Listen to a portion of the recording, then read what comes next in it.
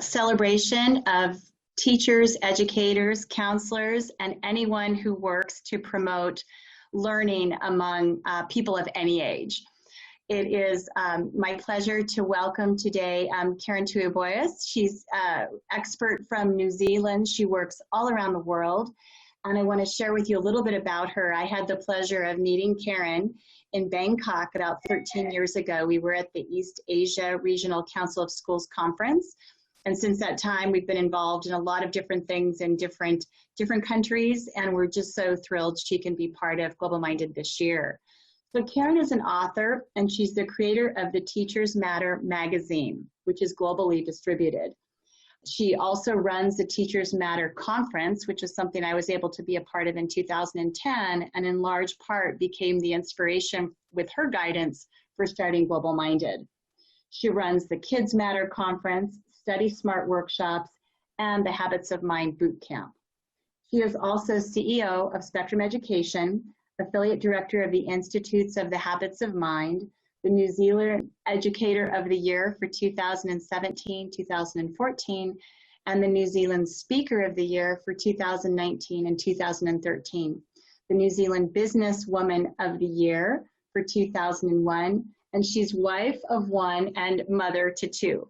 So it is my pleasure to introduce Karen Tui Boyes, and I know you're in for a treat to have a global expert like this to really launch all of us for Teacher Appreciation Week. Welcome, Karen, to GlobalMindED community.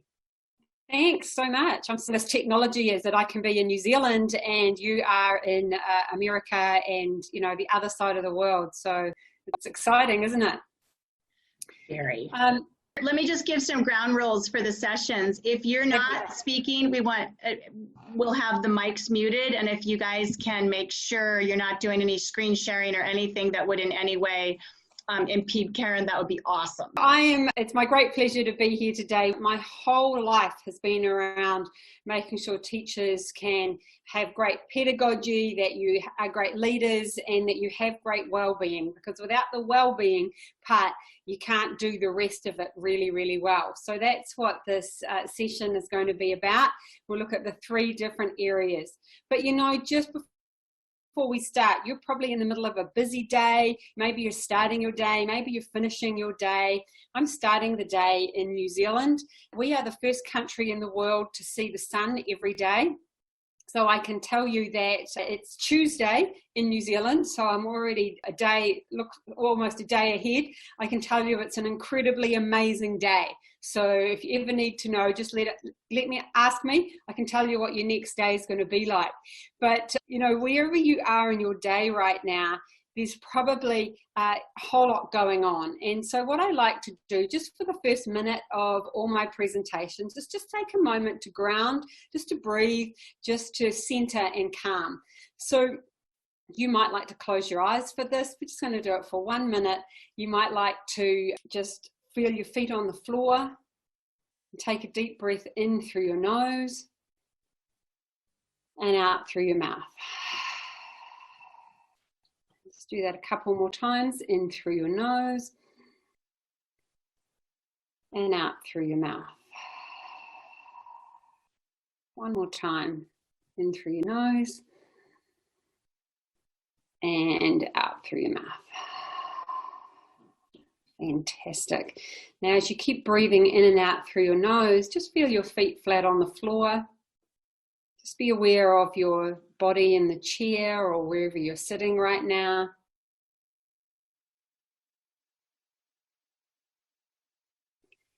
Just be aware of any sounds around you. Maybe you can hear a clock ticking, traffic going past, any smells in your environment. And just take that moment just to center, calm, let go of anything that's been worrying you for the day so that you can focus and we can learn together. Fantastic. So please open your eyes and thanks. Okay, so today we going to be looking at these 3 different areas. And if you are taking notes today, what I highly recommend, because I will go fast and furious with lots of ideas, what I highly recommend is that you use a 3-column method. And so the first column will be the information that something you could use this week. You could go, oh, I could do that straight away. Something that I can do for myself or my students or in my teaching, I can do straight away. The second one is to adapt for the future. I don't know if I can use that right now, but I'll probably be able to use that at another time. And then finally, might be ideas that, you know, that's not really for me, but I know I could share that with someone. I know someone who would love that idea. So you might want to use the 3-column method when you are doing this. So I am going to, as I share, have times with I'm sharing my screen and times where it's just me. So please make sure that you are viewing this in what we call speaker view, so that it's me on the big screen now, and I've stopped sharing my screen, but I will keep sharing it in and out of the presentation as we go. But I'd like you to think about this interesting time we're in, this pandemic, this COVID-19, and you know, many of us haven't been able to go out and go to the parks and go to the beaches or go anywhere that we, you know, the places we love to go. And particularly in New Zealand, we have been locked down now we had first 6 weeks of complete lockdown where we weren't allowed to leave our homes unless we went to the supermarket or the gas station. And now we're in level 3, which means we're allowed to be in a bubble with somebody else, but we're only allowed to leave the house again to go to the supermarket or go to the gas station, and if we want to exercise, just in our local area. So one of the things that I've really missed is going to the beach. And so I'd like you to imagine that you're going to the beach for a moment, and that as you're walking along this beach and there's nobody on it, it's just this pristine beach that nobody's been on for a very long time. And I'd like you to imagine that you are walking along this beach and you come across this bottle. And so there's this bottle on the beach. In fact, it's more like a lamp. And it's one of those lamps that you might have seen in the fairy tales. And you realize that when you rub it, and as you rub this lamp, a genie comes out. And so you are faced with this genie. Now, you've been locked down for a long time, not allowed to do the things we really want. And this genie gives you one wish. Now, you can wish for whatever you like, but you're only allowed one wish. And there is no boundaries on the kind of wish that you can wish for. So if you know where the chat box is, and if you're not sure, if you have a look down the bottom of your control panel, it'll say chat. And if you click on that, I'd like you to write in the chat box anything that you could wish for now. What would you wish for? I know that my teenagers are wishing for McDonald's, which I think is really sad. They've had beautiful home-cooked food for weeks, and they're like, I can't wait to get out and get takeaway food. But if you can find the chat box, please just write in there what it is you would like. What would you wish for? Anything that you could wish for. So I can't see anyone chatting in the chat box, so I'm not sure if that's oh, okay. Here we go. It must be that time delay. Mexican food, good health for everybody. Wonderful. Going to the movies. This is Margaret's what she's really missing. Absolutely. So there could be hundreds of thousands of things that we could wish for. The thing that I would wish for, and you might think, oh, why didn't I think of that? Is I'd wish for 1,000,000 wishes. If there was no boundary on what I could wish for, I would wish for 1,000,000 wishes, because then you could have all of these things that you'd want. Now, what if you could learn anything? What if there was you could learn one thing? What if there was one thing that you could learn, and that would give you the superpower of having that 1,000,000 wishes? So what do you think that would be? If you could learn anything to give you the superpower as a teacher, what would that be? You know, maybe you want to write that in the chat box. So think about, you know, the equivalent to 1,000,000 wishes. If you could learn anything, what would you want to learn? Right. how to successfully teach my students remotely. That's definitely something we're all having to struggle with and starting to work with right now. So how to make sure all students learn no matter what. Thanks, Jerry. Yeah, so the thing that I would wish for, if I could wish for 1 million, and I see Gary's got it, learning how to learn. You see, if I could learn how to learn, or my students could learn how to learn, the whole world knew how to learn, then we wouldn't need, we could learn anything, right? We'd have this incredible superpower. And for me, that's one of the things that I think is so, so important for our children and us as teachers, that we are learners, that we are the people who are continuing to learn. And of course, I'm talking to the converted because you are here. So let's have a look at this as I share my screen again. And this idea that when we renew our pedagogy, we want to be able to learn how to learn and make sure our students know this too. So this is the one we're going to focus on for a minute. And if there was one concept that I thought was so important, particularly around this Teacher Appreciation Week, and knowing that, you know, the job you do is amazing, is that this is what I call the line of life. And in life, we always have a choice. We have a choice to play above or below this line. And sometimes when things go wrong or we make mistakes, we blame. Sometimes we make excuses for why we do things, or things go wrong and they don't happen the way we want. And sometimes we deny or pretend it's got nothing to do with me. I know that I was in denial for first couple of weeks of lockdown because I kept thinking, you know, tomorrow someone's going to go, this is all a joke, don't worry about it. And I was sort of hoping that it wasn't as real as it was. But of course it is, this whole pandemic. So sometimes we do these things. We blame, we make excuses, and we deny. Sometimes, however, what we can choose to do is to take ownership above the line. We can be accountable, and we can take responsibility for our mistakes. Play below the line, play on what I call the victim team. The victim team are people who go around going, oh, it's the government's fault, it's the teacher's fault, it's my parents' fault that I'm not smart, attractive, bright, beautiful, and wealthy. And we go around being a victim. But what I love in this idea is that we play in the learning team. And so this is this genie in the bottle, being able to be that learner, to be able to take ownership, accountability, and responsibility for our results in every area of our life is really important. So this idea that you cannot be both, you cannot be a learner and a victim at the same time. So if you are playing the victim, you can't be doing the learning. If you look below the line, you know, when things go wrong, people just stay in bed. They don't get back up, they stay down. Whereas people who play above the line, play on their own ship and take an oar, and they paddle. They look for another way out, another way to solve the challenges that they're having.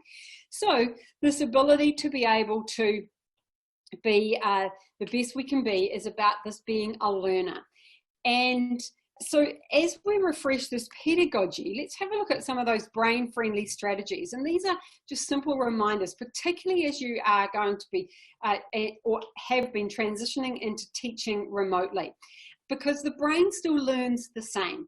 And that's what's really exciting. And so we just need to remember some of those basics that help with learning. And the first thing is to really know and understand the learning cycle.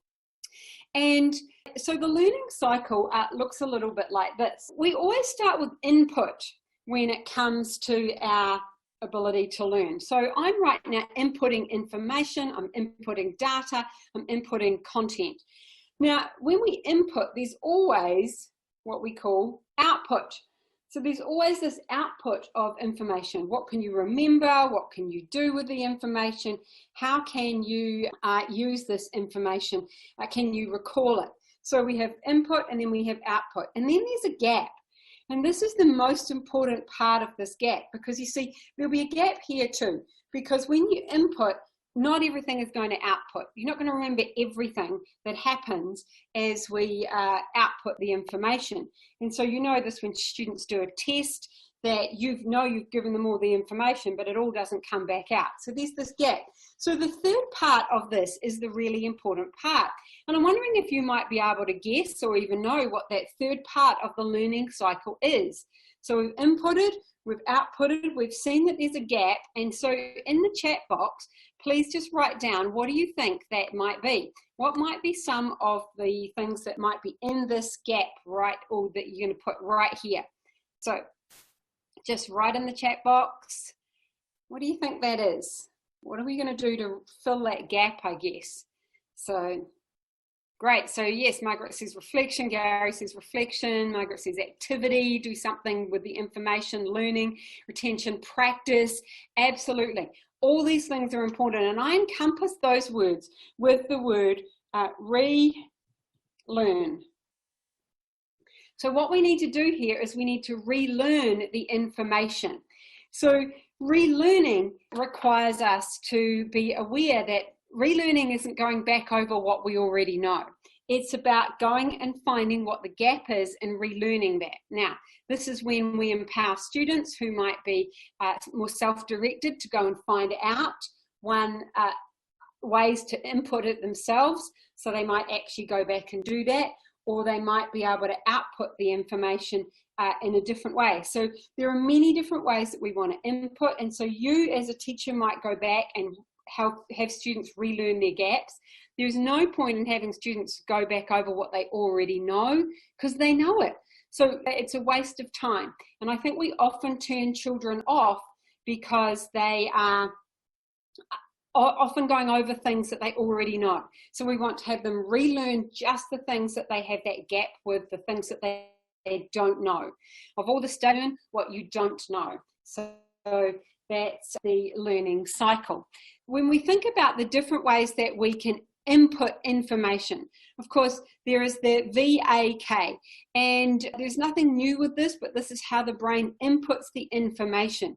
However, I love some of the new neuroscience coming through. So the V, of course, stands for visual. Our brain needs to put in visual information to be able to see, to be able to take the information in. So what we absolutely know from brand new neuroscience is this, that your brain has 11 neurons. So think about all your 5 senses. There's 11 million of them that are designed to, of all your neurons, 11 million of them to take in those senses. However, here's the part that stuns me. 10 million of them are for your eyes. That's incredible, because that's what your students, that's why Snapchat, Instagram, YouTube, all these new mediums for our children right now are so big, because it's all about the visual. And so that so many of our children are needing the visual, and how important it is that we create strong visuals. And I'll come back to that for a moment. But I'd like to do an activity with you. So in a moment, I'm going to invite you to close your eyes. I'm going to count 3, 2, 1 and ask you to close your eyes. And when you've got your eyes closed, I'm going to ask you to close your eyes, and then I'm going to say something. Notice what happens in your brain when I say what I say. So, are you ready? 3, 2, 1, close your eyes. Apple. Apple. Apple. Please open your eyes. Okay, so in the chat room, you might like to write down what happened inside your brain. See, did you see the word A-P-P-L-E, or did you see an apple? And if you saw an apple, you might want to write down what color it was. You might have felt hungry. You might have smelt an apple. You might have had the sensation of cutting up an apple or eating an apple. So thanks. So red apples, a red button. Yeah, our brains are amazing. The point is that 97% of people will have seen an apple. So they will have seen an apple, some form of apple inside their head, whether it was a green apple, a red apple, a computer Mac apple. They will see something. What most people don't see is the word A-P-P-L-E. And I wanted to point this out because when we say words, our children are quickly and putting them into pictures inside their heads. They don't put them into words. So when we are doing PowerPoint presentations, when we are showing students information, the more visual we can be, the better. Number one, and the first study tip I always teach to teenagers, is to use lots of color. So having a lot of color is important. The second thing is that we want to minimize the words on the slides. This is not a good way of showing information for students. However, this is better. Having a clear graphic and being able to put your keywords only, having your font size about 50 plus, and then using that color. So you want to minimize it, keep it very, very visual. And then of course, have times when you're using a screen, as I am, and then times when you're not using the screen. So that's the visual. Now, the remote teaching is important too. You can still use music in your presentations when you are doing online learning, remote learning. You can still be recording videos for them. You can be having, actually one of the things that we do is a dance party, but I'll come to that. One of the things you need to be aware of though is how your voice is being used over that screen for your learners. And so we want to make sure that you vary your voice, that you have times when you whisper and times when you can be very strong with your voice. If you have a high-pitched voice, it's useful to bring it down a tone so that it's a lower voice. If you have a very strong voice, then you'll want to be able to have that voice that is just a little bit softer, because otherwise it often sounds like shouting across a screen. So be aware of your voice, and particularly as you are remote teaching, particularly that your students are the students who are at home. You are the bridge. You are the person who is going to bridge between what they know and their life in school and their home. And so if they can't leave their homes, you are that person. So you need to have that compassion in your voice. You need to make sure that you are being very caring of them. And it's not just about the academics, because a lot of them are struggling. We know that all around the world that family violence has increased because people are stuck in homes together. We know there's a lot more drinking happening in homes. We know that children are many times feeling very unsafe in their homes. So we need to make sure that we are that bridge to check in and to make sure that we can be help them to understand that we're there for them and not just for their academic ability. Okay, now storytelling is another great strategy for our learners. They love hearing stories. And so when you tell a story on a remote platform, my suggestion is you get rid of the slides. And so you just stop the share just like this, and then it's you telling the story.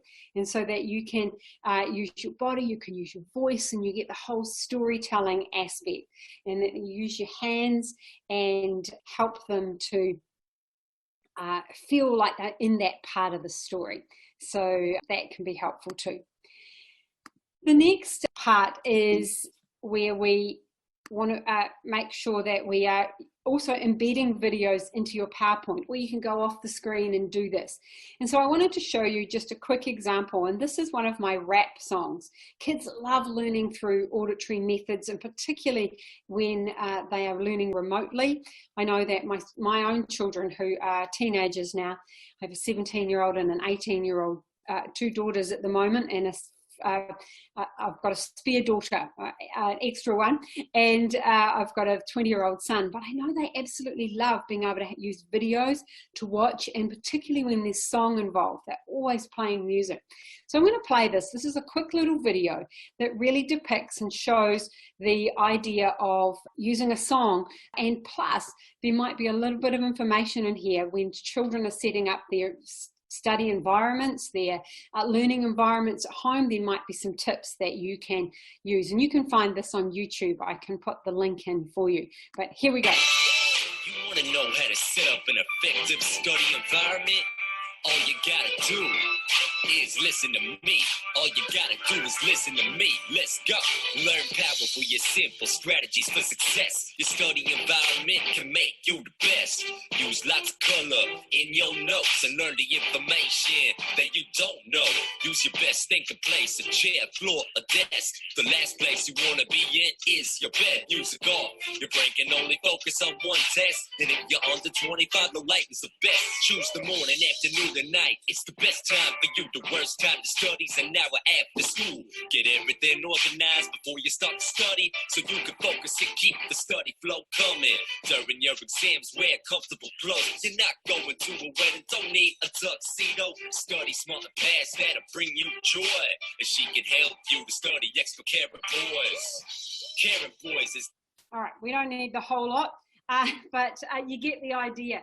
So you can embed those into your presentations. Just Google that, how to do that if you're interested and if you don't know. So being able to use the music, use the rap songs, use the ideas that you can find from the incredible World Wide Web to be able to share that part of it.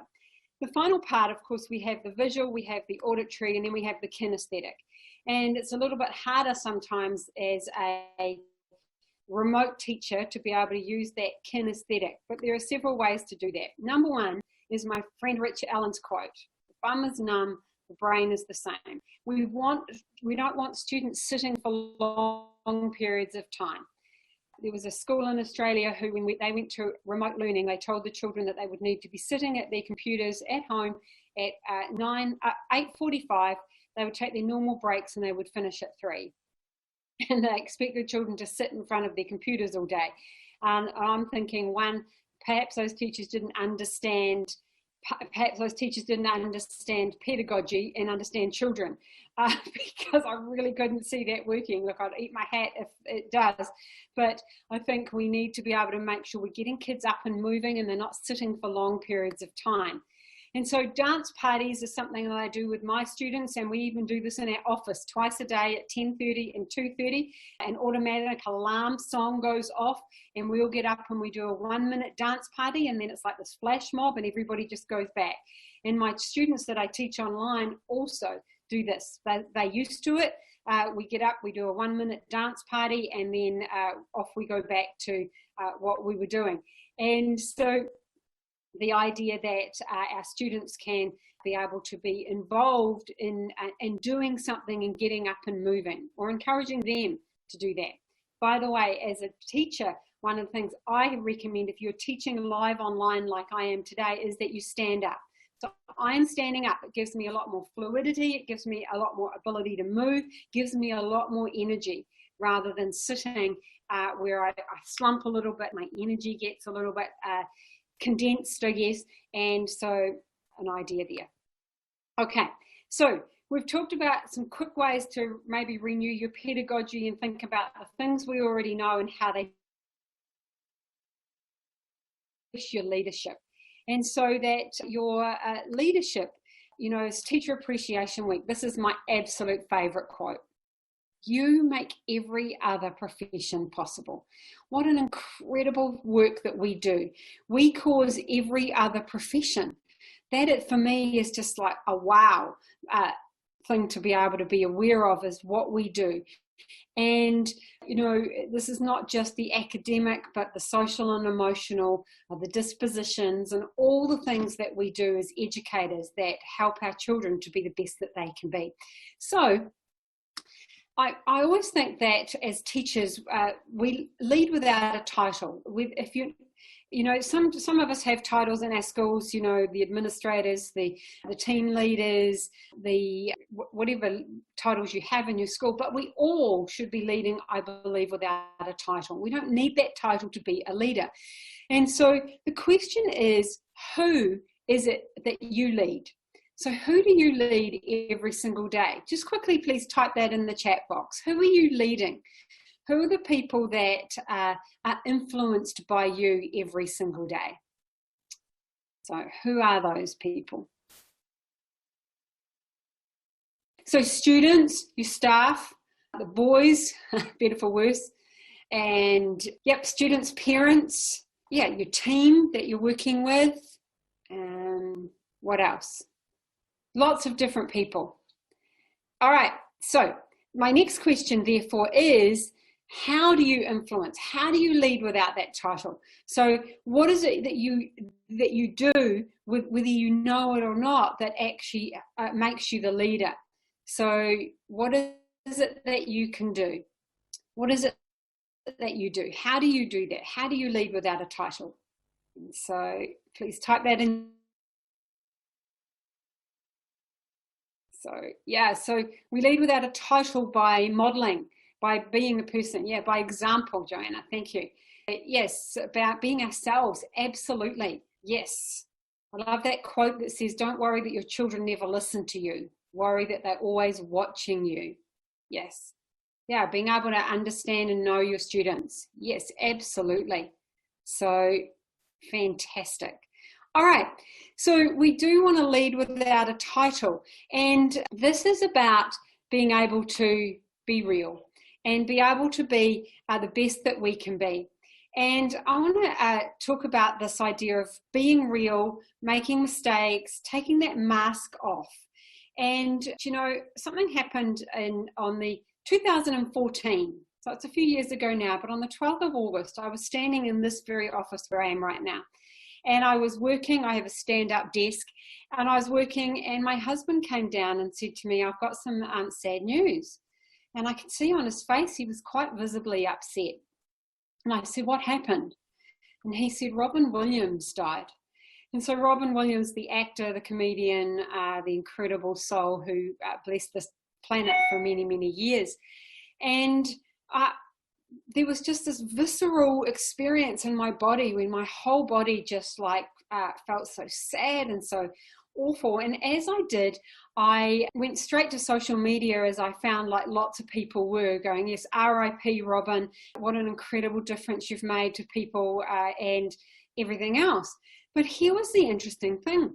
After a while, I looked at all the people writing these beautiful things about him and how much, yes, as Gary says, how much joy he brought to the world, how much he had done for this planet. And I thought, what if he'd only seen that? What if he'd read all these comments? Maybe, because at the time it was talked about that he committed suicide. And it was like, what if he'd read that? What if he knew what he meant to others? And then a few hours later, I had this amazing realization. When people tell you how amazing you are all the time, when people tell you how incredible you are, when people say, wow, you're so lucky, wow, you do this, but you know that you're real, and that you know that you have bad days, when you know that you have challenges, and that you know that you've yelled at your kids today, or you've just eaten all the wrong foods today, or whatever it is, and people on the outside are telling you all this positive stuff, and then you know what's really happening on the inside. And I mean, that's one of the reasons these people commit suicide, or we lost an incredible talent of Robin Williams. And yes, now we know a lot more of possibly why, but this is this idea of this authentic self. And when we only show the positive self to the world, how that gap, and that gap that we have of who we really know ourselves to be gets bigger and bigger and stronger, and can get more and more challenging to work with and live with. So this being vulnerable, being real and being authentic is something so important as a leader. And to be able to value yourself, to be able to actually keep your own promises. This is one of the things that I know for me is so huge, is that when I say today I'm going to eat really healthy, that I actually do. And I keep my own promises to myself. That doesn't mean I don't break them all the time.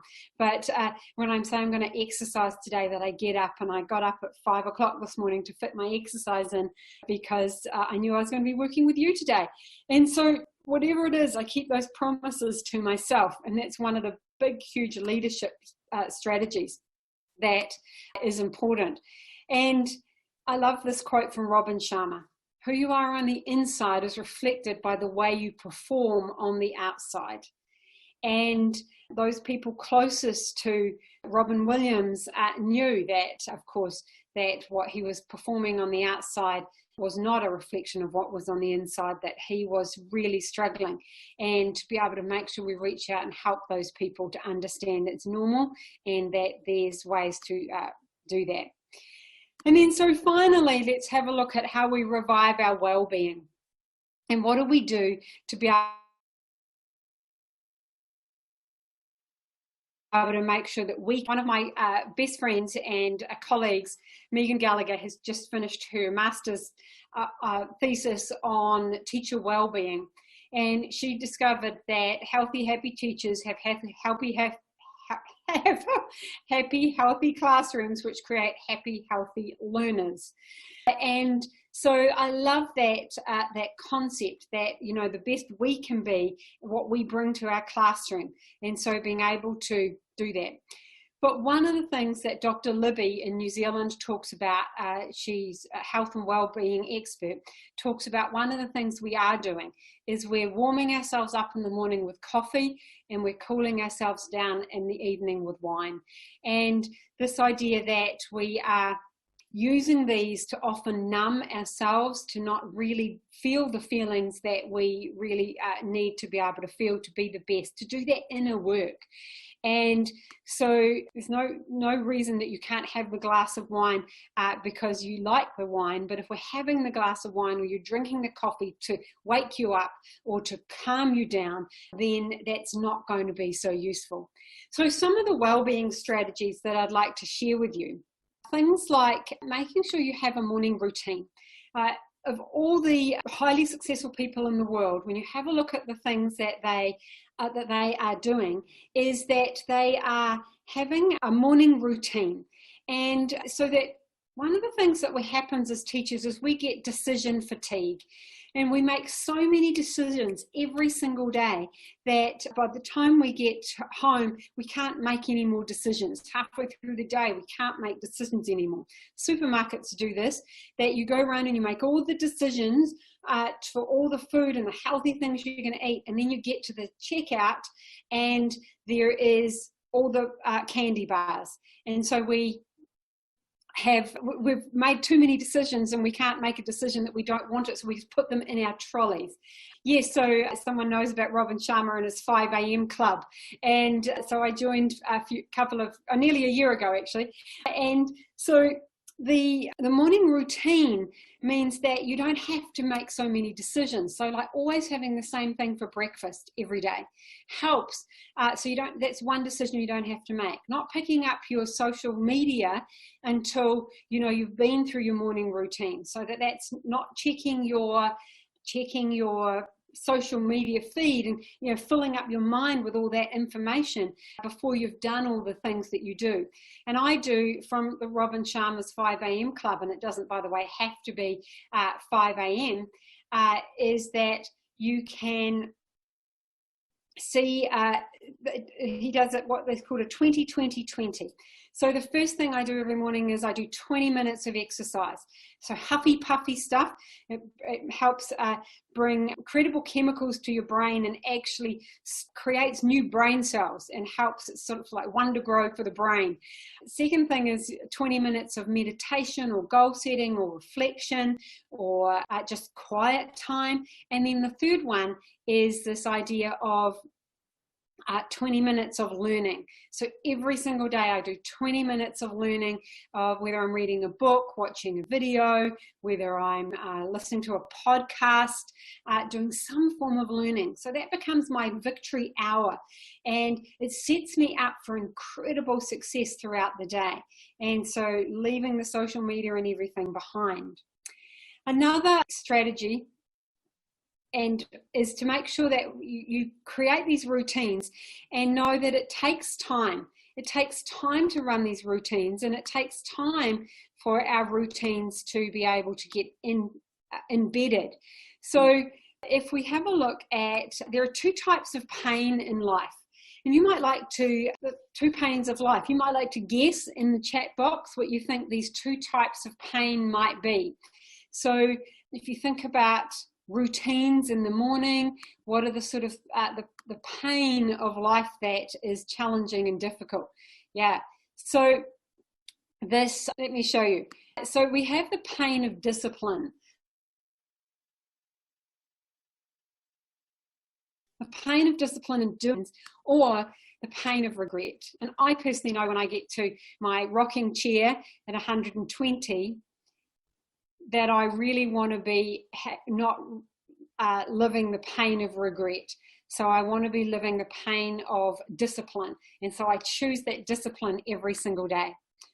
Robin Sharma says when we do change, it's for the first, he says 66 days to change a habit. Change is hard at first. Those first 22 days, it's difficult. You have to put that discipline in. You have to push that for that willpower to happen. For the next 22 days, it's messy. And as you reinstalling new habits, but after the last 22 days, when you get to those 66 days, he says it's gorgeous at the end. And it is gorgeous at the end when it becomes automatic. It's now automatic that I get up and do my victory hour every single day, no matter what time I have to do it. It's automatic, like brushing your teeth. Feels wrong not to do it. So we want to be able to do that with our own lives and our own well-being as well. And as we finish up, I think one of the important practices to revive your own well-being is a daily gratitude practice. And gratitude is something that is not about being all new agey, but it is about being able to have focusing on what you want and focusing on what you already have. A quick example. Here's what I'd like you to do. Please, I'm going to give you 10 seconds to look around the room and to be able to find at least 10 things in your room that are the color red. Go, 10 things that are red. There's my jacket, there's the button there, I can see the pen, I can see the box, I can see the pillow, the chair. 10 things that are red. Okay, now, please close your eyes. And with your eyes closed, please imagine everything you saw in the room that was green. Please open your eyes. Could you do it? A little bit hard, right? Because you were focusing on the red. Now, what if the red was the negative of life? What if the red was the challenges? And what if the green was the positive? You see, while you're focusing on the red, you don't get to see the positive. And so practicing daily gratitude at the end of each day, perhaps writing down 3 things that you are highly grateful for can be an incredible practice. And that doesn't mean that life is all happy, happy, joy, joy, but it's looking for the things. And what I know is that I've been running a gratitude group online on Facebook called 2020 Gratitude Daily Practice. And if you want to join, please just look it up and just let me know where we met, and we'd love you to join. And so we ask you for 30 days just to practice 3 things a day that you post that you're grateful for. And here's what people report. For the first few days, at the end of they get to the end of the day and go, oh, I've got to do that gratitude. What am I grateful for? And they have to look back on their day and think about it. And it's challenging. The second series of steps that people go through is they start noticing things during the day. Oh, I'm going to write that on my gratitude. Oh, I'm going to write that on my gratitude tonight. So they start noticing. And then the third stage people go through with their gratitude practice is they get to the point where they wake up in the morning and go, what am I going to be grateful for today? And it totally shifts and changes your mindset around the world. And again, that doesn't mean you don't have to deal with the bad stuff. You still do, but it's much easier to deal with when you know that there's so much green in your life. So one of my favorite gratitude quotes, if you aren't grateful for what you already have, what makes you think you'd be happy with more? So we have an opportunity as we begin to finish up for some question and answers. And, well, if I've got any answers, as incredible teachers that you are, I've been doing a lot of work with teachers on teaching online, teaching remotely, but anything around this well-being, this leadership, this pedagogy, you can either type them into the chat box, or you can unmute your microphone and ask me. Okay, Jerry's asking if I have any books or materials I can recommend. Oh, it comes from so many different sources. If you're interested in the idea of morning rituals and routines, I'd go to Robin Sharma's 5 a.m. Club. One of the books that I absolutely love if you're wanting to change habits in any area of your life is Atomic Habits by James Clear. Pedagogy wise, there's hundreds of books. One of the ones I'd recommend if you haven't read is Brain Rules by Dr. John Medina. So perhaps we can write those in the chat or send you a link to those ideas. There are hundreds. So yeah. Okay.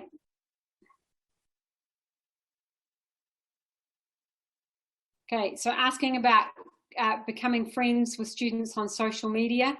I'm very careful about that.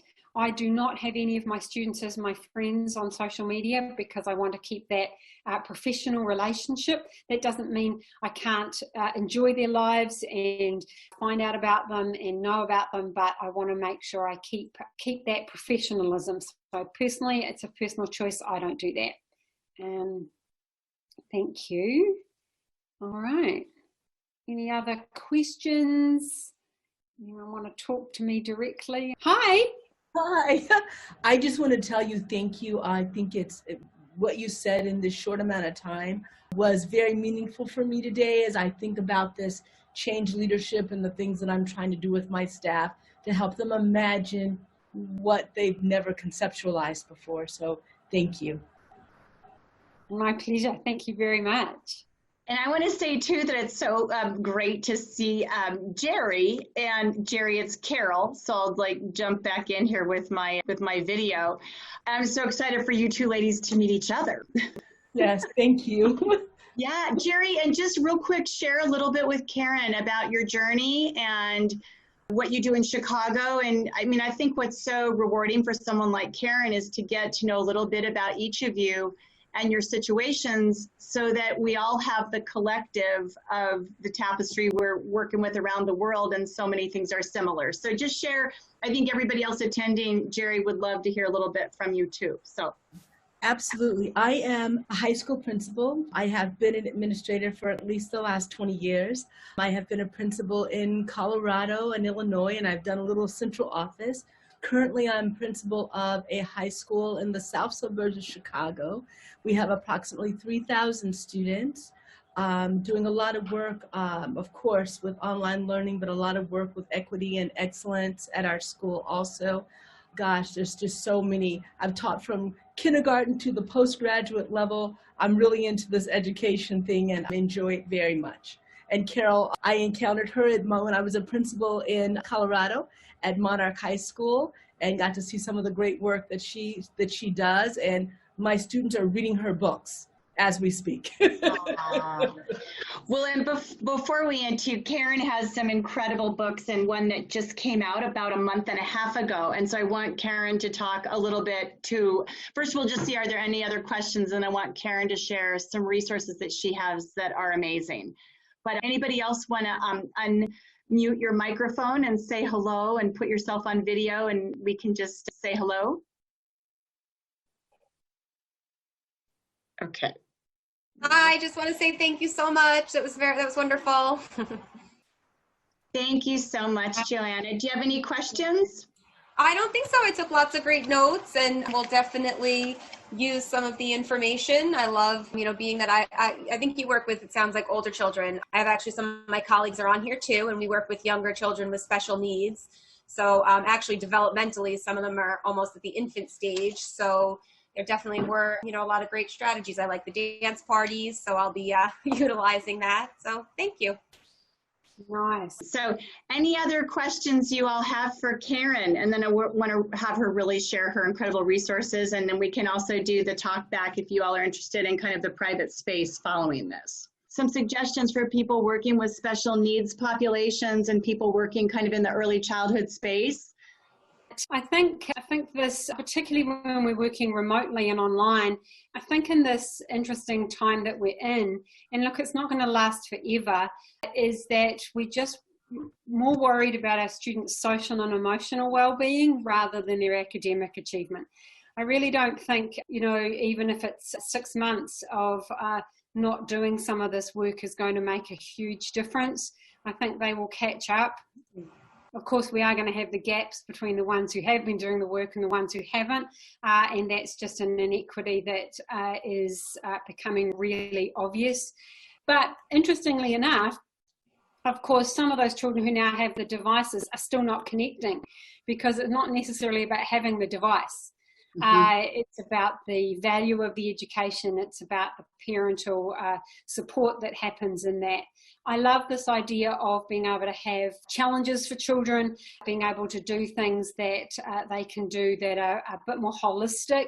So if I just share my screen for a moment, I think my next slide is, here we go. Action steps here, like this, the kindness challenge. And so I can provide the links for these. You can just download it. There's the link there, but we can give it to you. And so it's just a kindness challenge of, like, every day, can they do something that's kind? Because when we've got children who are highly anxious in their homes, highly vulnerable children, you cannot be in anxiety and be practicing kindness at the same time. So we want to be able to give them those kind of challenges. And I've also put some activity grids on my website. Excuse me, I'm going to cough. Excuse me. I've put some activity grids on my website under spectrumeducation.com. If you go to free stuff, there are activity grids for young children, activity grids for teenagers, and I've even put an adult one there. And I think we're about to release the I don't want to adult one. So on those days you really just don't feel like it. It says things like, just eat the ice cream out of the tub and then lick the bowl.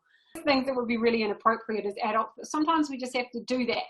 So this, anytime we can find these lovely little challenges, so I'll send some of those resources to you.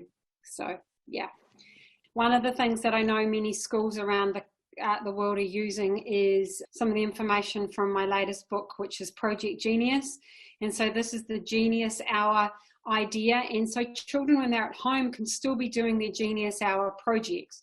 They can still be doing a passion project. And this gives a little bit of the structure and behind it, facilitating it. And so it's a great way to be able to help in that remote space as well.